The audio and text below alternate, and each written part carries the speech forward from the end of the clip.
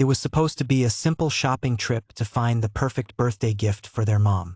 Gumball and Darwin entered the old antique shop in Elmore and immediately spotted a beautiful ornate mirror that seemed ideal.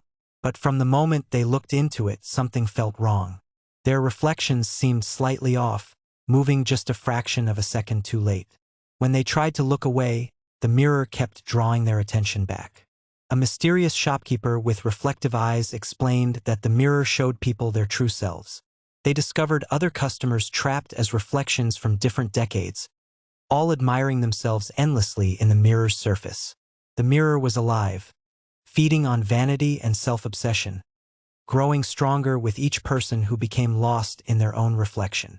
The mirror keeper explained that beauty was eternal, and the mirror would provide perfect reflections for anyone who wished to see their ideal self.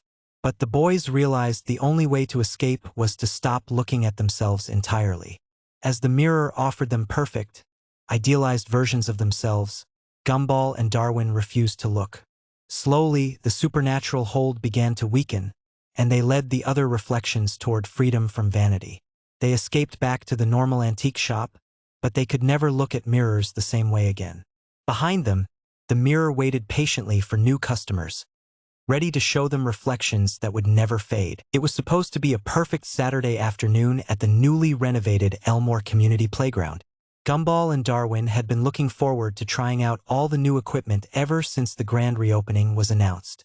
The playground looked amazing from the outside, with bright colors, modern structures, and the kind of elaborate design that made every kid's eyes light up with possibility. But from the moment they stepped onto the playground, something felt different. The equipment seemed unusually elaborate, almost impossibly complex. The main structure towered above them with slides that spiraled in ways that defied physics, and swings that moved gently even when no one was using them.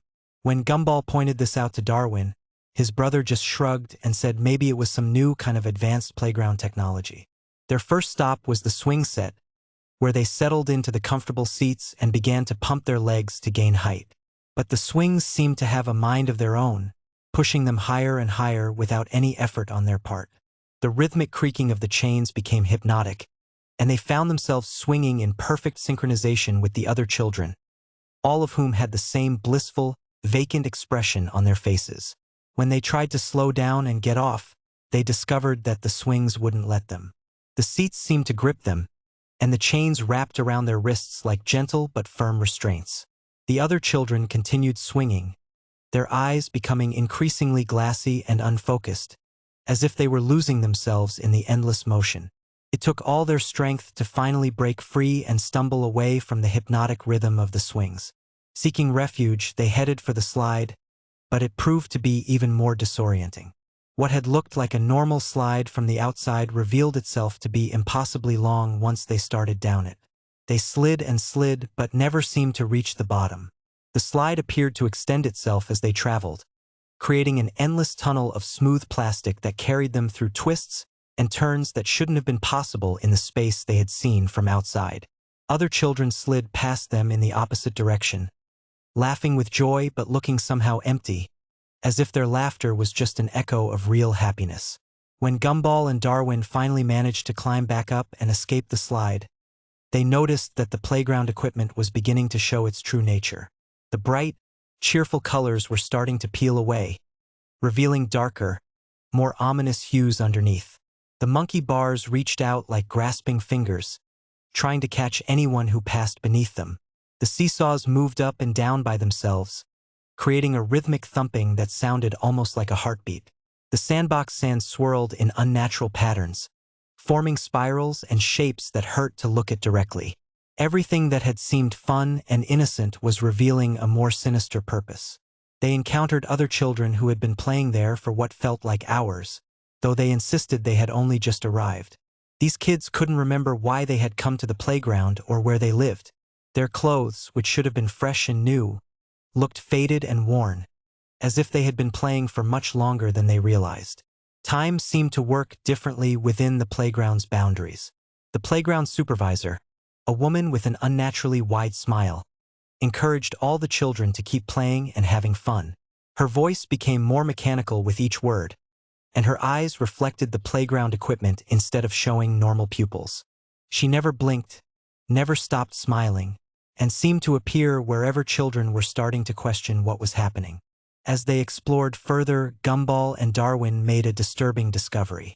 Among the other children were kids wearing clothes from different time periods.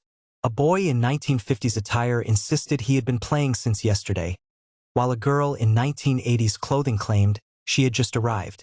There were children from various decades, all looking the same age, all trapped in the same cycle of endless play. The playground equipment began to rearrange itself around them, forming a maze that blocked all the exits. Paths that should have led out instead curved back to where they started. The structures moved when they weren't looking directly at them, and the playground seemed to grow larger and more complex with each passing moment, as if it was feeding on their presence and growing stronger. In a maintenance shed hidden behind the main structure, they found a horrifying collection of lost belongings. Toys, backpacks, and clothes from different eras were piled high, along with missing person posters dating back decades. A logbook showed the names of children who had entered the playground but never left, a record of the playground's insatiable hunger for young joy and innocence. The playground then revealed its true nature. The ground beneath their feet began to pulse like a massive heartbeat, and the equipment moved with organic, breathing motions. The arrangement of structures formed a face, and they realized with horror that they were standing inside the stomach of a vast, living creature that fed on children's happiness and laughter. The children who had been there the longest were beginning to merge with the playground equipment itself. A boy had become part of a swing set, still moving back and forth in an endless rhythm. A girl's laughter echoed from inside a slide, her voice becoming part of the playground's symphony of captured joy. With each child it absorbed, the playground grew stronger and more elaborate. The playground keeper appeared before them, a towering figure composed of swing chains, slide pieces, and monkey bars. It spoke in the combined voices of all the trapped children, explaining that play was eternal and that joy must be preserved forever. In its twisted logic, it was saving children from the sadness and responsibility of growing up by keeping them in a state of perpetual play. The only way to escape, the keeper revealed, was to stop playing entirely. But the playground made this nearly impossible. The lost episode, The Endless Forest, a third horror story from the Amazing World of Gumball that was never meant to be aired. It was supposed to be a simple camping trip. Gumball and Darwin had begged their parents for weeks to let them go camping in Elmore Forest. Just the two of them, like real adventurers. Nicole had finally agreed, packing them a small tent, some snacks, and strict instructions to stay on the marked trails and be back before sunset. The forest had always been a peaceful place. Families came here for picnics, hikers enjoyed the well-maintained paths, and children played safely in the designated areas near the entrance. It was the kind of place where nothing bad ever happened, where the worst danger was getting a splinter from a fallen branch or maybe encountering a grumpy squirrel. But as Gumball and Darwin ventured deeper into the woods, following what they thought was a marked trail, something began to change. The first sign was the silence. Not the natural quiet of a forest where you can still hear birds chirping and leaves rustling, but an absolute, suffocating silence that seemed to press against their eardrums. Even their own footsteps seemed muffled, as if the forest itself was absorbing all sound. "Darwin, do you hear that?" Gumball asked, his blue fur standing on end. "Hear what?" Darwin replied, his orange fins trembling slightly. "I don't hear anything. That's what's weird." They had been walking for what felt like hours, but when Gumball checked his watch, the hands were spinning wildly, sometimes fast, sometimes slow, sometimes backwards. Time itself seemed broken in this place. The trees around them began to look wrong. At first, it was subtle branches that seemed to bend in impossible directions, leaves that were too symmetrical, bark patterns that repeated in ways that nature never intended. But as they walked deeper, the wrongness became more obvious. The trees were watching them, not with eyes exactly, but with a presence that felt like being observed. Knots in the bark resembled faces, twisted and ancient, following their movement with expressions of hunger and malice. The branches above formed patterns that looked like grasping hands, reaching down as if trying to snatch them from the path. Gumball, Darwin whispered, his voice barely audible in the oppressive quiet. I think we should go back. But when they turned around, the path they had been following was gone. In its place was more forest, identical trees stretching in every direction, creating a maze of green and brown that offered no escape. They tried to retrace their steps, but every direction looked the same. The trees seemed to shift when they weren't looking directly at them, rearranging themselves into new configurations, ensuring that any attempt at navigation was futile. As the day wore on, though it was impossible to tell time in this place where the sun never seemed to move, they began to notice other things. Sounds that shouldn't exist in a silent forest. Whispers that came from nowhere, footsteps that matched their own but belonged to no visible source, and occasionally, the distant sound of children laughing. But the laughter was wrong, too high-pitched and too long, echoing through the lost episode, The Empty Neighborhood, a horror story from the Amazing World of Gumball that was never meant to be aired. It was a quiet Saturday morning in Elmore, the kind of morning where nothing exciting ever happens, and everyone stays inside watching TV or sleeping in. Gumball and Darwin had planned to spend the day playing video games, but when they woke up, something felt different about their house. The usual sounds of their family were missing. No loud crashes from Dad in the kitchen, no scientific experiments exploding from Anais's room, no Mom rushing around getting ready for work.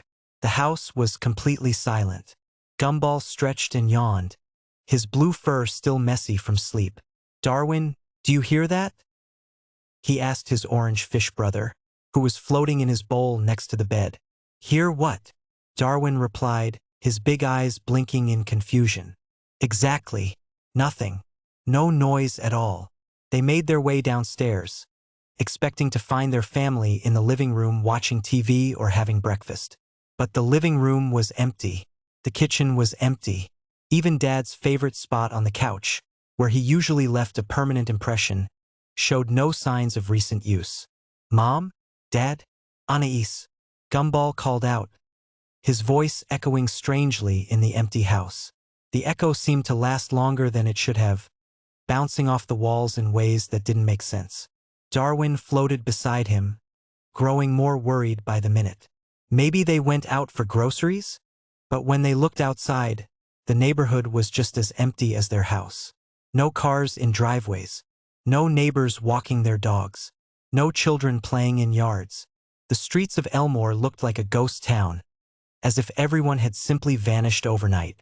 This is weird, even for Elmore, Gumball muttered, stepping outside. The air felt thick and heavy, like breathing through cotton. The sky was an odd shade of gray, not quite cloudy but not clear either, as if someone had drained all the color from the world. They walked down their street, past the Robinsons' house, past the Bananas' house, past every familiar home they'd known their entire lives. But something was wrong with each one. The windows were dark, not just because no one was home, but dark in a way that seemed to absorb light rather than reflect it. The doors looked slightly off, as if they'd been painted by someone who had never seen a real door before. Darwin, look at the street signs. Gumball pointed up at the corner. The familiar street name was there, but the letters seemed to shift and blur when they looked directly at them, becoming readable only in their peripheral vision. As they continued walking, they noticed that the neighborhood seemed to stretch on forever. Streets that should have led to the town center or the mall instead curved back on themselves, creating an endless maze of identical houses with those same dark, wrong windows.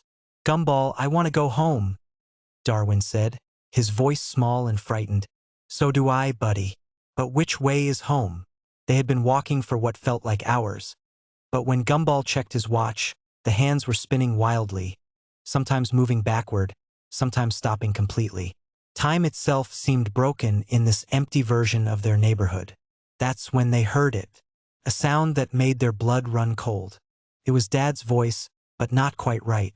Too clear, too articulated, coming from somewhere behind them. Boys? Where are you boys? Come home for dinner.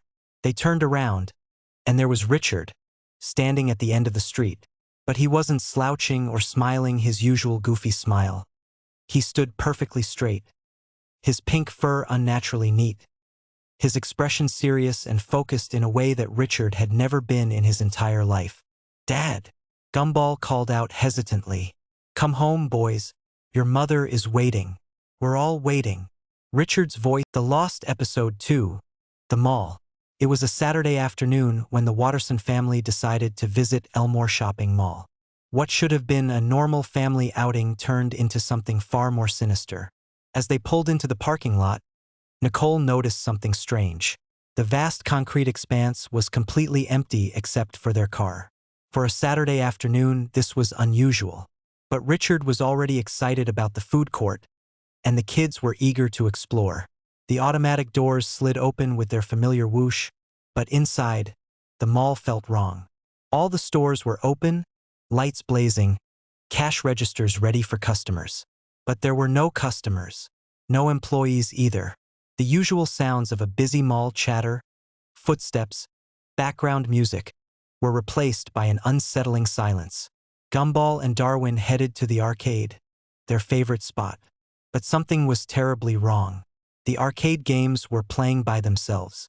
Joysticks moved without hands touching them, buttons pressed without fingers, and the screens showed high scores with random letters and symbols instead of names. Meanwhile, Nicole tried to enter the grocery store, but the automatic doors wouldn't open for her. She waved her hands in front of the sensors, but nothing happened. Through the glass, she could see shopping carts moving by themselves down the aisles, with no one pushing them. Richard found himself in the food court, but it was empty despite all the open signs being lit. Tables and chairs were arranged perfectly, and on every table sat a single tray of fresh food with no one to eat it. The smell of cooking filled the air, but the kitchens were empty. Anais discovered escalators that seemed to lead to impossible floors. The mall directory showed only 3 floors, but the escalators continued infinitely upward, disappearing into darkness. Faint music came from the upper levels, the same tune playing over and over. When they tried to leave, they discovered the entrance doors had vanished. Where the exit used to be was now just a solid wall. They were trapped inside the endless mall. The store windows began displaying impossible things. Mannequins moved when no one was looking, clothes changed colors by themselves, and price tags showed amounts in currencies that didn't exist. In the electronics store, all the TVs were on, showing the same image security camera footage of the Watterson family walking through the mall, but from impossible angles, as if the cameras could see through walls and around corners. Then the PA system crackled to life with a cheerful voice. "Attention shoppers! The mall will be closing in never. Please continue shopping forever. Thank you for choosing Elmore Mall." As they tried to find another exit, they noticed the mall directory changing before their eyes. Store names rearranged themselves, floor numbers shifted, and arrows pointed in directions that led nowhere. In the center of the mall, they found a fountain that should have been filled with water, but instead contained a dark, thick liquid that moved like it was alive. Coins thrown into the fountain by previous visitors floated on the surface, but the dates on the coins were from years that hadn't happened yet. In the reflection of store windows, they could see other families shopping, families that looked exactly like them, but moved in perfect synchronization. These reflection families stopped when they... The Lost Episode. The Amazing World of Gumball. The Endless House. It was a quiet Sunday evening when Gumball and Darwin returned home from their weekend adventures. The familiar red door of the Watterson house stood before them, but something felt different. The air was too still, the shadows too perfect. As they stepped inside, the living room looked exactly as it always had, the orange couch, the television, the family photos on the walls. But the proportions seemed slightly off, as if someone had tried to recreate their home from memory and gotten the details almost right, but not quite. Gumball headed toward the stairs to go to his room, but when he reached the top, instead of the familiar hallway, he found another living room, identical to the one downstairs, but somehow wrong. Darwin called out from below, his voice echoing strangely in the impossible space.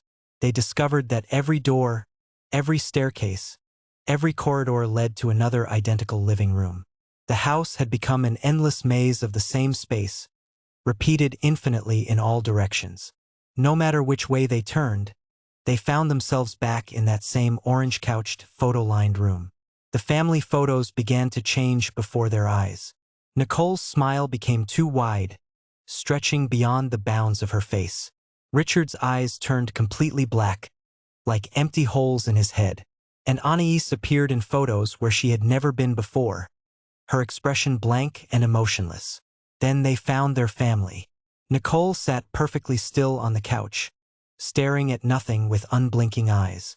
She looked like a mannequin, completely motionless.